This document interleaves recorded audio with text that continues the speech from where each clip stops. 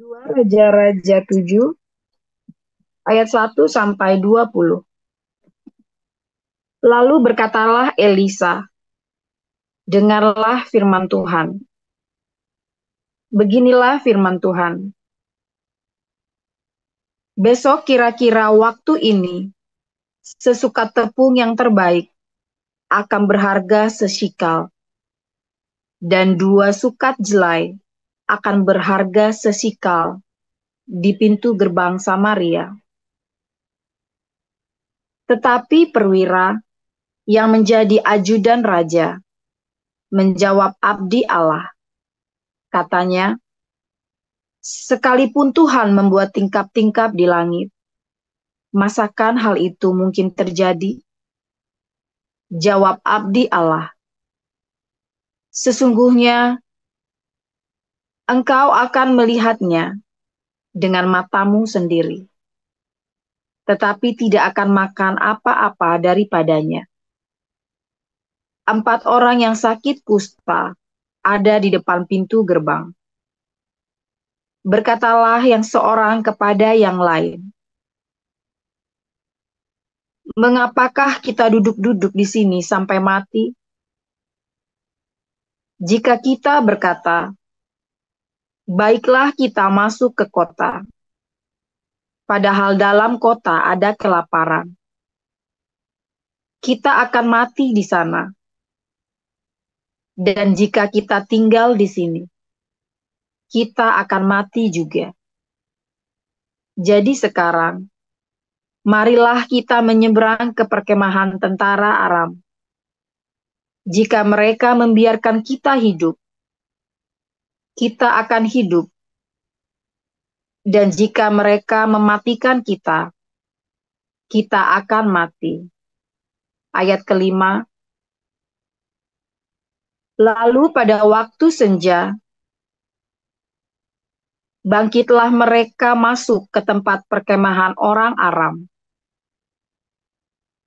Tetapi ketika mereka sampai ke pinggir tempat perkemahan orang Aram itu, tampaklah tidak ada orang di sana. Ayat ke-6. Sebab Tuhan telah membuat tentara Aram itu mendengar bunyi kereta, bunyi kuda, bunyi tentara yang besar, sehingga berkatalah yang seorang kepada yang lain, sesungguhnya Raja Israel telah mengupah raja-raja orang Het dan raja-raja orang Misraim melawan kita, supaya mereka menyerang kita. Karena itu bangkitlah mereka melarikan diri pada waktu senja dengan meninggalkan kemah dan kuda dan keledai mereka, serta tempat perkemahan itu. Dengan begitu saja, mereka melarikan diri menyelamatkan nyawanya. Ketika orang-orang yang sakit kusta itu sampai ke pinggir tempat perkemahan, masuklah mereka ke dalam sebuah kemah, lalu makan dan minum. Sesudah itu mereka mengangkut dari sana emas dan perak dan pakaian.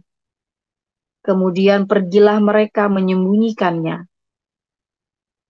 Lalu datanglah mereka kembali, masuk ke dalam kemah yang lain, dan mengangkut juga barang-barang dari sana.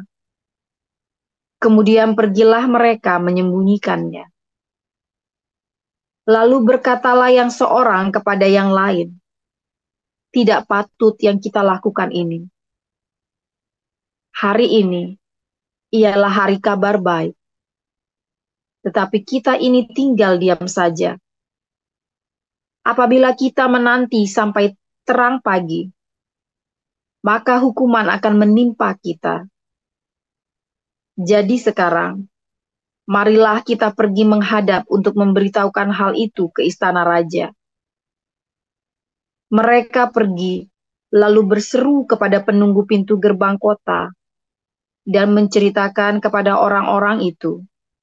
Katanya, kami sudah masuk ke tempat perkemahan orang Aram, dan ternyata tidak ada orang di sana. dan tidak ada suara manusia kedengaran. Hanya ada kuda dan keledai tertambat, dan kemah-kemah ditinggalkan dengan begitu saja. Para penunggu pintu gerbang menyerukan dan memberitahukan hal itu ke istana raja. Sekalipun masih malam, raja bangun juga, lalu berkata kepada para pegawainya, "Baiklah, kuterangkan kepadamu apa maksud orang Aram itu terhadap kita. Mereka tahu bahwa kita ini menderita kelaparan. Sebab itu mereka keluar dari tempat perkemahan dan menyembunyikan diri di padang sambil berpikir, apabila orang Israel keluar dari dalam kota, kita akan menangkap mereka hidup-hidup. Kemudian kita masuk ke dalam kota." Lalu salah seorang pegawainya menjawab, "Baiklah, kita ambil 5 ekor dari kuda yang masih tinggal di dalam kota ini." Tentulah keadaannya seperti seluruh halayak ramai Israel yang sudah habis mati itu. Biarlah kita suruh saja orang pergi, supaya kita lihat. Sesudah itu mereka mengambil 2 kereta kuda.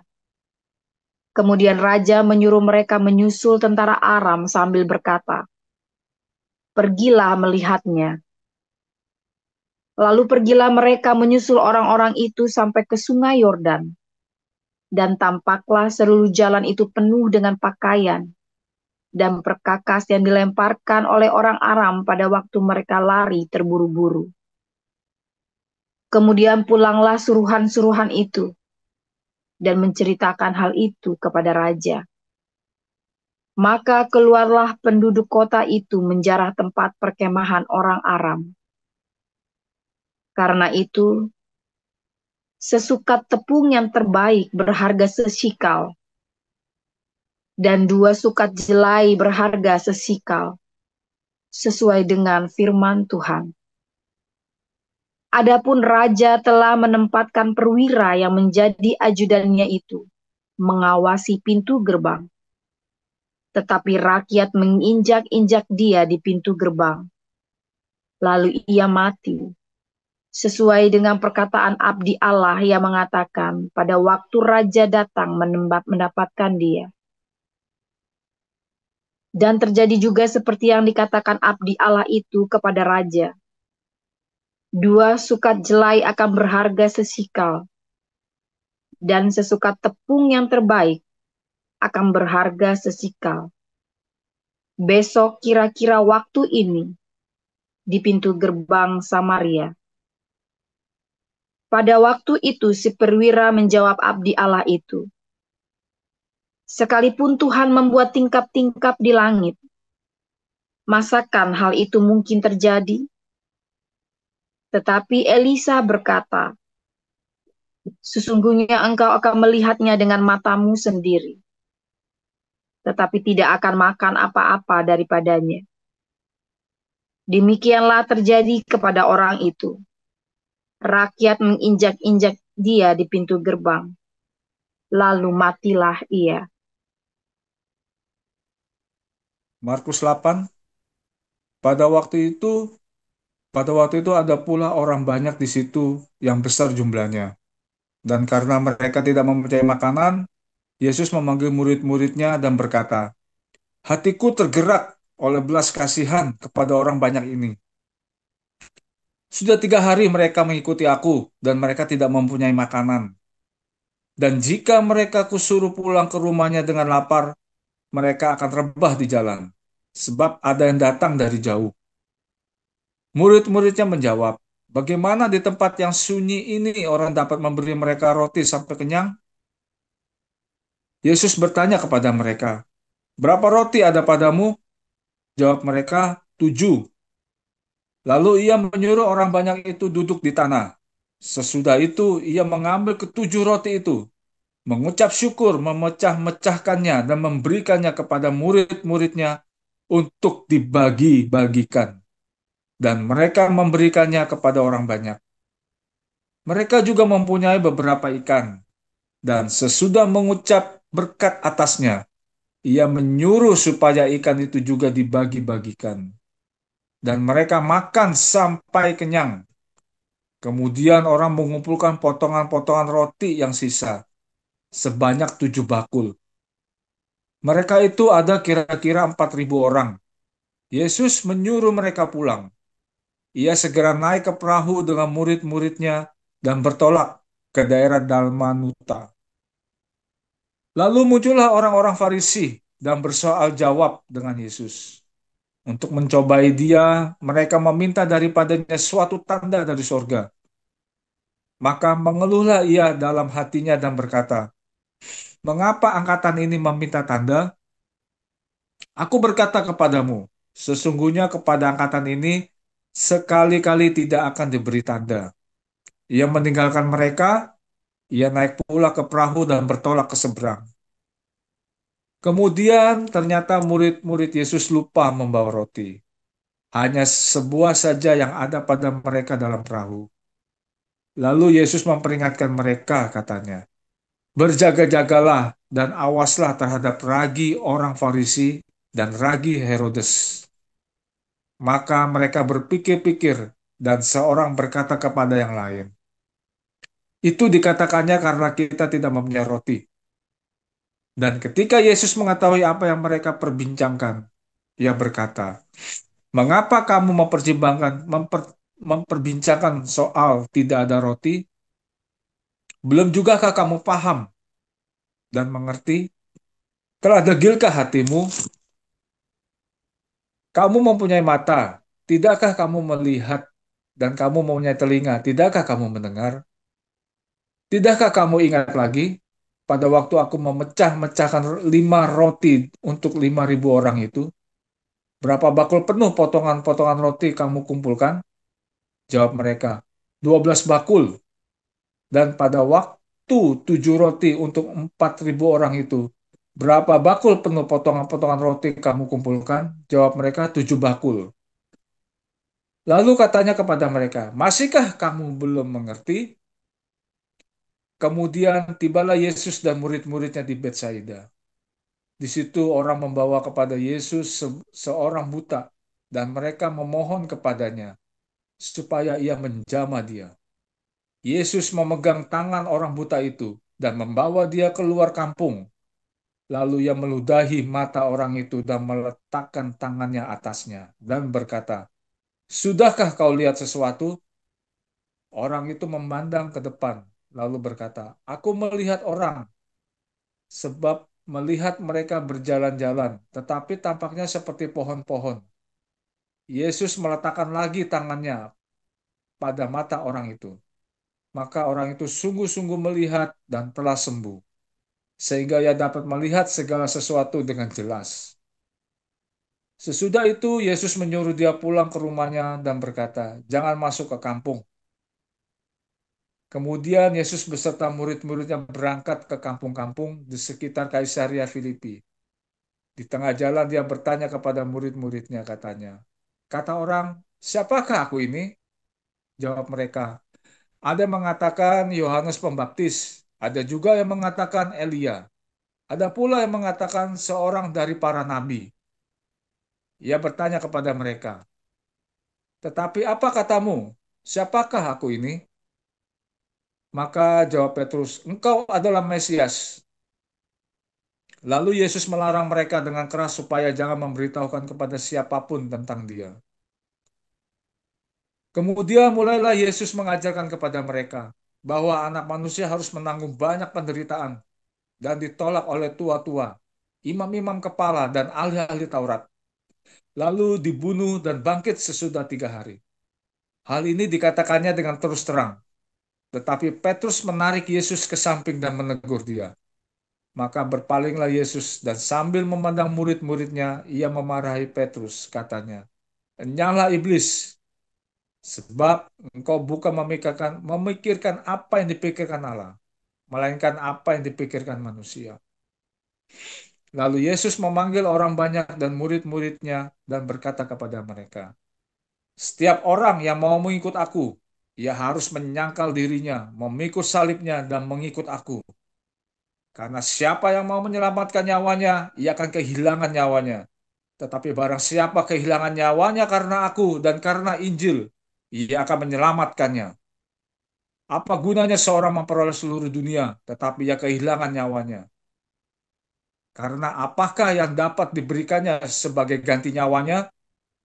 Sebab barang siapa malu karena aku dan karena perkataanku di tengah-tengah angkatan yang tidak setia dan berdosa ini, Anak manusia pun akan malu karena orang itu, apabila ia datang kelak dalam kemuliaan Bapanya, diiringi malaikat-malaikat kudus. Demikianlah sabda Allah.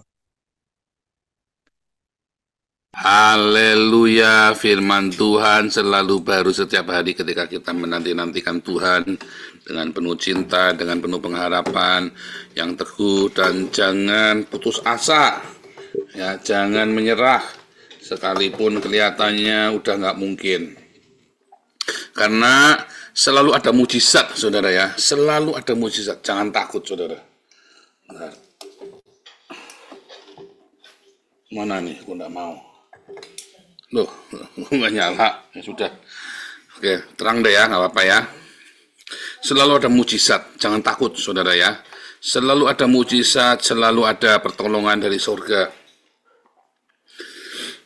Dan mujizat itu hanya terjadi sama orang-orang yang tekun setia. Aduh, itu hebat sekali. Kesetiaan ya, tekun, konsisten. Banyak orang nyerah, mujizatnya mau datang nyerah. Sampai titik darah penghabisan tidak terjadi apa-apa. Memang nggak terjadi apa-apa, tetapi setelah itu, saudara, ya, setelah itu, karena benih itu, ya, benih imanmu itu harus jatuh sampai mati, sampai kamu harus nunggu satu masa, tiba-tiba terubus. Begitu imanmu itu terubus, itu nanti ya, itu tadi yang namanya biji sesawi, biji kecil ya, biji sesawi itu ya, biji yang kecil ya, cuman bulir-bulir gitu ya, kayak pasir. Begitu disebar, dia akan jadi, ya, seperti pohon yang bisa bisa menaungi burung-burung, bisa bersarang di situ, saudara. Ya, iman yang sebiji sesawi, ya, sesawi ya, biji sesawi itu. Nah, itu hal yang luar biasa sekali. Itu adalah filosofis kehidupan yang seringkali orang maunya mujizatnya sekarang, saudara. Orang mau mikirnya apa? Pertolongannya sekarang. Nanti Anda ngalamin lagi, Anda minta mujizat lagi, ngalamin lagi, minta mujizat lagi. Akhirnya Anda seakan-akan hidup menjadi terlalu mudah. Tetapi ketika hidup itu penuh dengan perjuangan, rasanya ditarik itu ya, seret begitu ya, rasanya nggak kelar-kelar itu ya. Rasanya jiwanya itu udah mau ditarik dari raganya kita kan, udah dipenteng sana, penteng sini, dipermalukan sana, permalukan sini, dikejar-kejar debt collector, dikejar-kejar mertua, dikejar-kejar Pak RT, belum bayar iuran RT, segala macam. Konyol banget ya. Belum lagi nanti belum bayar iuran ini, iuran itu, aduh sampai puyeng. Ya. Wah, itu masa-masa yang menegangkan ya, saudara ya. Tapi bagi Anda yang bahkan Anda yang berkecukupan dalam keuangan, tetapi kamu punya masalah yang lain, ya kan? Masalah dengan perusahaanmu, masalah dengan karyawan, tidak kelar-kelar, masalah dengan mertua, masalah dengan anak, yang tidak habis-habis, Anda butuh mujizat. Ya kan? Aku perlu mujizatmu, Tuhan. Sampai titik darah penghabisan, mujizat nggak datang, terus Anda balik. Oh, belum, jangan. Sampai titik darah penghabisan, kamu tunggu. Saudara, waktu perusahaan saya itu ya, mau kolaps itu ya, saudara ya. Kita bilang kita butuh mujizat dari surga. Sampai titik darah penghabisan, tak tunggu, nggak ada mujizat, tetap kolaps. Karena waktu itu saya niat ya, kalau saya mau nakal, mau selesai, saudara ya, beres. Tapi waktu itu enggak, saya mau pakai cara Tuhan. Tapi Tuhan sudah bilang, kamu harus full time. Tuhan nggak mau, aku maunya beresin dulu semua masalah-masalah aku, sampai aku pulih dulu, baru aku begini, itu maunya saya, saudara. Tetapi Tuhan bilang, enggak. Jadi waktu sampai selesai titik darah penghabisan, saya nunggu beberapa bulan. Dan kita kayak terjun bebas itu, saudara ya. Tidak ada pertolongan dari surga, tidak ada pertolongan dari surga lagi. Ya, maka kita kukut ya, barang-barang dari kantor, dari gudang kantor. Waduh, waktu mindahin barang dari kantor ya, kita kan sewa di bangunan di ini ya di kantor kita dulu ya, ada perkantoran lah. Kita disuruh ngeluarin barang, saya kudu, waduh sudah sampai stres itu yang waktu ngeluarin barang itu ya, sampai saya sudah nggak ikut, udah nggak tahan. Wah, mungkin diambilin juga sama karyawan ya saudara ya, udah nggak tahu dah itu barang-barang yang, ya udah nggak apa-apa saudara. Sampai titik darah penghabisan, sampai tak tunggu saudara. Kamu maunya apa Tuhan? Tuhan mau apa dari saya Tuhan? Aku harus bagaimana? Aku nunggu nih. Aku nunggu. Tetapi di dalam penungguan itu saya ingat ada banyak sekali mujizat yang lalu, saudara. Nah, kalau nggak punya mujizat, ya itulah saatnya Anda menantikan mujizat. Tapi saya punya mujizat-mujizat yang lalu. Saya ingat apa yang Tuhan lakukan kepada saya. Sehingga rasanya waktu itu kalau saya nunggu lagi nggak apa-apa. Ternyata apa yang menjadi mujizat itu, ya saya diajari Tuhan bagaimana perspektif kehidupan itu. Makanya saya bisa ajarin kepada Anda, kerja itu ya, kamu mau gajinya kurang, yang penting kerja. Karena rezekimu itu bukan dari pekerjaanmu, rezekimu itu dari Tuhan, bukan dari bosmu, bukan dari gajimu, rezekimu dari Tuhan, saudara. Yang aneh-aneh, makanya saya sudah ngalamin itu, makanya saya tenang. Ya Tuhan, saya tenang. Ya kan? Karena ada pengalaman sebelumnya, saudara. Ada pengalaman sebelumnya. Nah, tadi ya yang waktu murid-muridnya ribut masalah roti tidak beragi itu, masalah ragi itu dia mikirnya kan, oh kita nggak bawa roti nih. Saudara, seringkali kita memikirkan ya, ketika Tuhan lagi ngajari kita, Tuhan itu nggak lagi ngajari kita. Kita itu hari itu sedang mengalami sebuah, misalnya nih, anak yang memberontak. Ya, Anda mengalami pengalaman anak yang memberontak sampai minggat sama pacarnya misalnya. Wah, itu pusing sekali saudara ya. Saya pernah dampingi anak memberontak di bawah lari pacarnya, itu pusing sekali saudara ya. Lebih pusing daripada punya utang 10 miliar itu saudara. Serius kamu kalau ngeliat itu ya. Waduh, lebih pusing dari punya anak 10 miliar. Dia kalau baliknya utuh, kalau baliknya kuping hilang satu, mumet saudara. Berontak begitu, belum lagi nanti kalau kena macam-macam ya saudara ya, itu berdukanya minta ampun. Tetapi saudara ya, seringkali Tuhan itu menjawab bukan karena anak itu, bukan menjawab yang kita doakan itu. Masalahnya bukan itu, masalahnya bukan anak yang kabur itu. Ketika kamu bangkrut, masalahnya bukan kamu bangkrut. Ketika kamu sakit, masalahnya bukan kamu sakit. Pengalaman bersama Tuhan, saya punya pengalaman bersama Tuhan. Kamu masa nggak percaya sih kalau aku mau pulihkan kamu bisa tinggal pulih. Tapi ada maksud lain yang Tuhan mau ajarkan kepada saya, misalnya ketekunan. Waktu saya sampai habis titik darah penghabisan, itu saya, ya saudara ya, diajari tentang ketekunan. Saya biasanya ada tekanan 3 tahun saya pindah, 2 tahun saya pindah, saudara. Saya ganti switch. Saya nggak suka gitu. Tapi hari itu saya harus kerja ya selama hampir 7 tahun nih saudara ya, hampir 7 tahun saya ngerjain barang itu tok yang nggak hasil sama sekali, dan saya harus selesaikan sampai tuntas semuanya. Terus saya mikir, saya nggak baca apa-apa, nyatanya saya tetap kolaps Tuhan, saya tetap hancur. Waktu itu saya nggak ngerti, Tuhan ajari saya ketekunan sampai titik darah penghabisan, sampai saya nunggu, sampai saya diem. Harus apa Tuhan? Sampai itu seakan-akan ya, kalau ya pokoknya pasrah sudah. Karena saya tidak mau melakukan cara-cara saya yang lama. Kalau pakai cara-cara yang selama sudah selesai, saudara ya. Cuma saya mau pakai caramu Tuhan.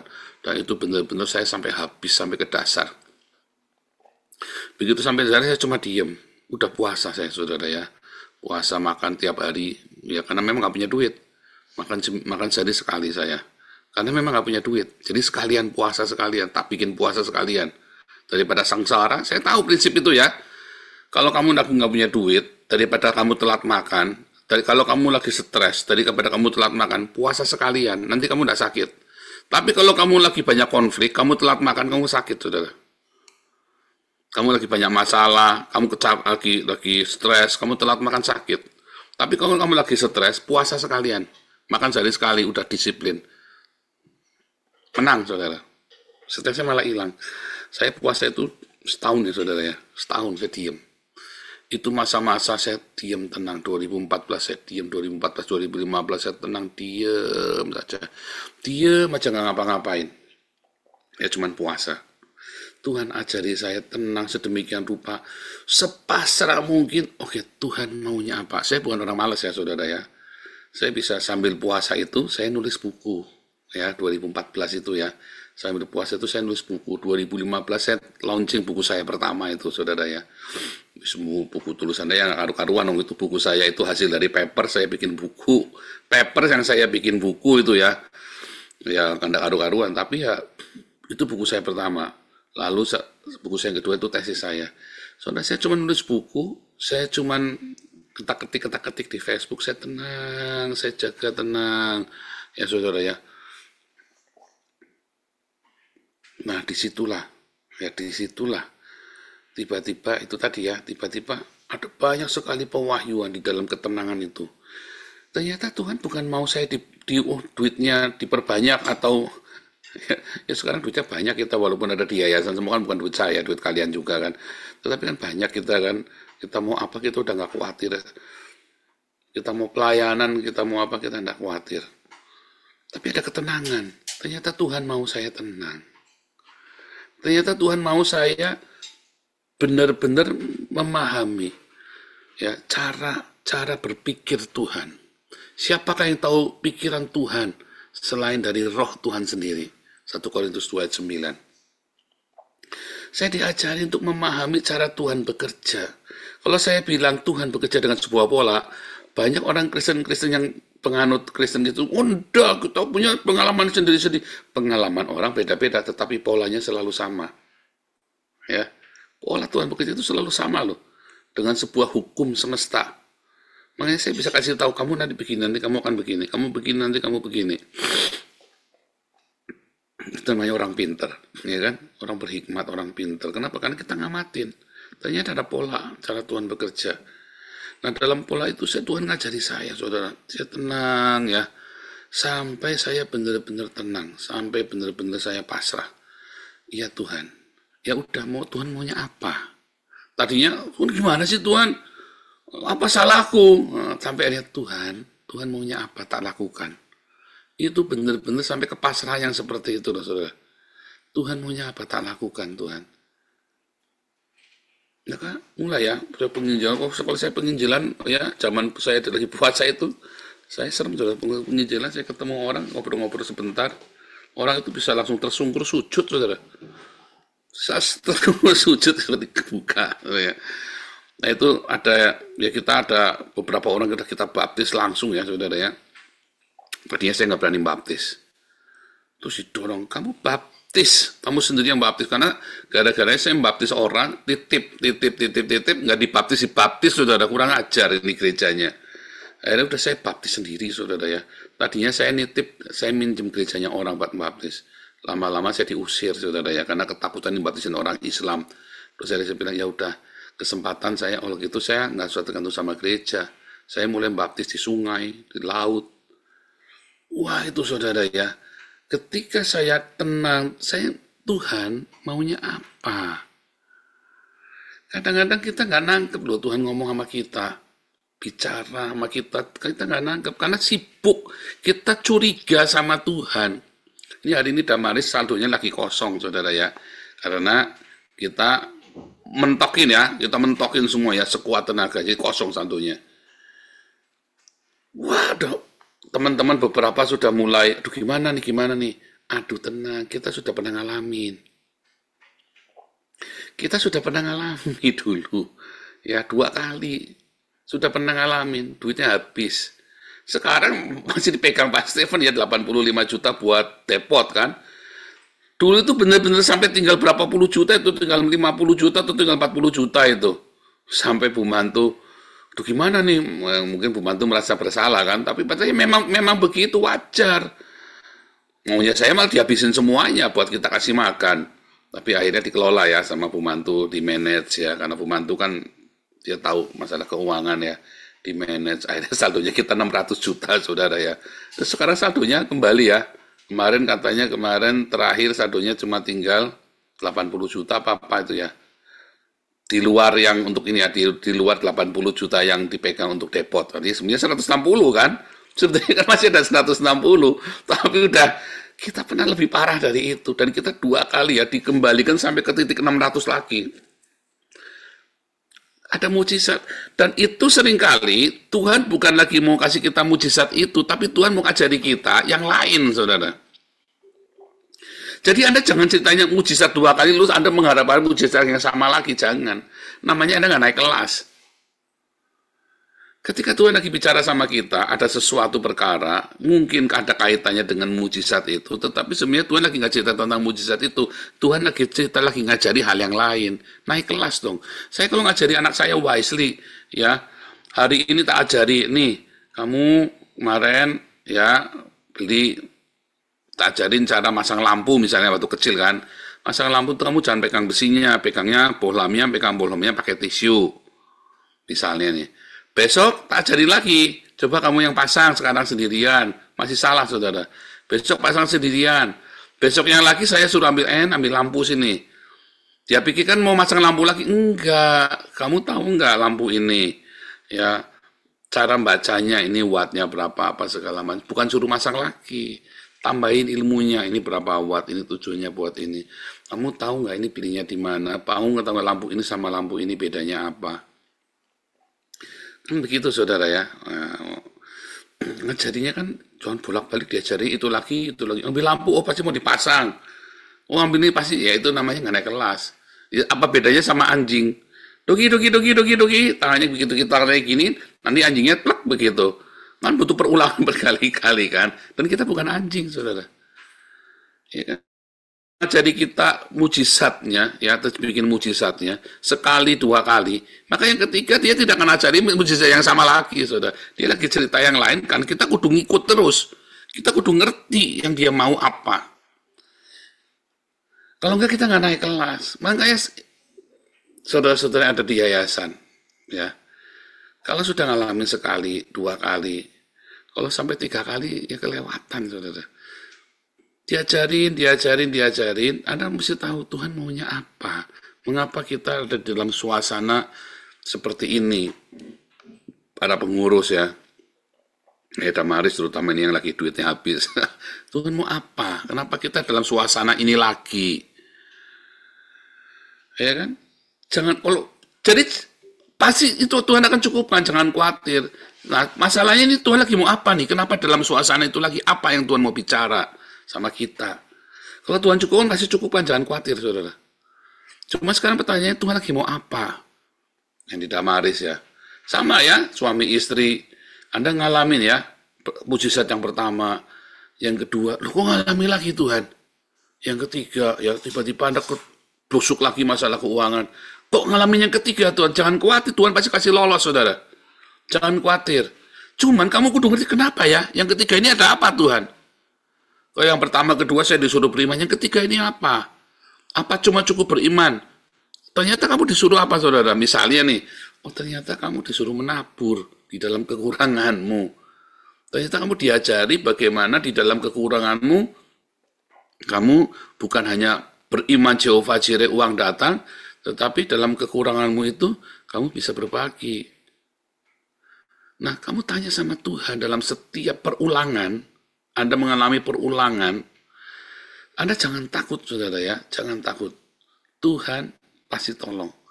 Dan pertolongannya itu selalu aneh-aneh caranya. Ya, Tuhan pasti tolong. Dan itu selalu baik buat kamu. Hari ini saya menyesal nggak perusahaan saya tutup? Enggak, saudara. Untung perusahaan saya tak tutup dulu. Untung dulu saya nurut. Walaupun saya orang kan bandel kan, pokoknya belum sukses, belum. Saya itu pasti sukses kalau ngerjain. Kalau saya bikin apa, tak kerjain pasti jadi, saudara. Cuman waktu itu saya nurut sama Tuhan. Enggak, ya udah, saya berhenti. Nah, sekarang yang kita kerjakan, kita berkembang lagi, saudara ya. Untung saya nurut. Ya, kalau saya stubborn waktu itu, seperti biasanya kan saya ndablek, tapi hari itu saya tuh, iya Tuhan maunya apa? Sampai saya waktu puasa itu bilang, iya Tuhan. Tadinya saya rada merontak, Tuhan, aku kan mau begini, kan baik.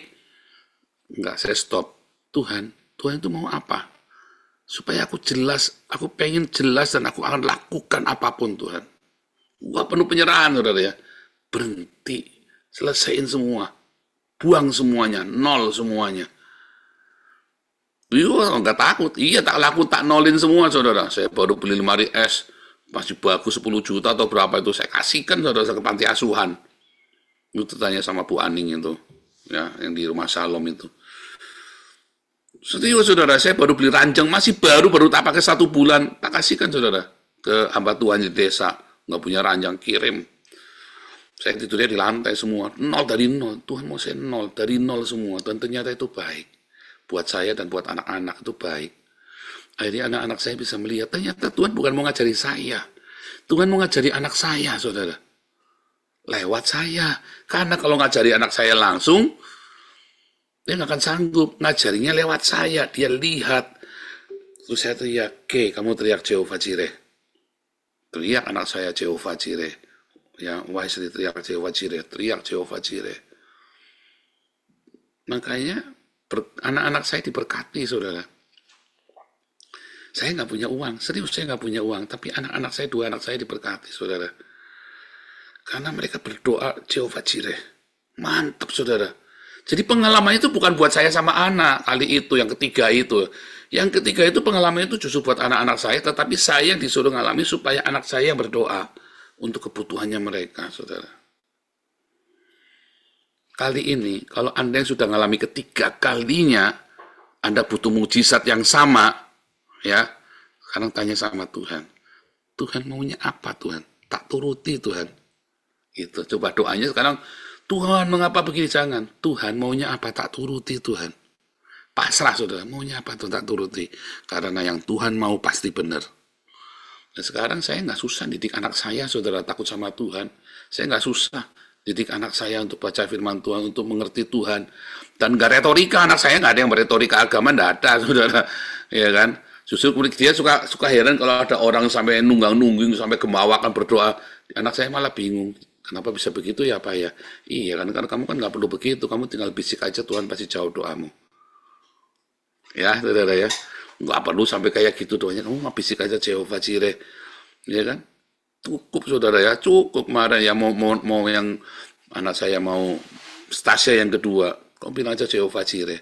Padahal nggak mungkin stase kedua di tempat yang sama karena gajinya gede, saudara ya. Nggak mungkin stase di tempat yang sama 2 kali itu nggak mungkin. Magang, stase itu magang kerja, karena ini kan lulus S1 kan selesai dia. Diterima di tempat yang sama, saudara, malah di Arab, saudara. Malah ini lulus kuliah, selesai disuruh kerja. Itu, saudara ya, anak saya yang begitu-begitu udah Jehovah Jireh, udah nggak pusing Jehovah Jireh, tenang kan?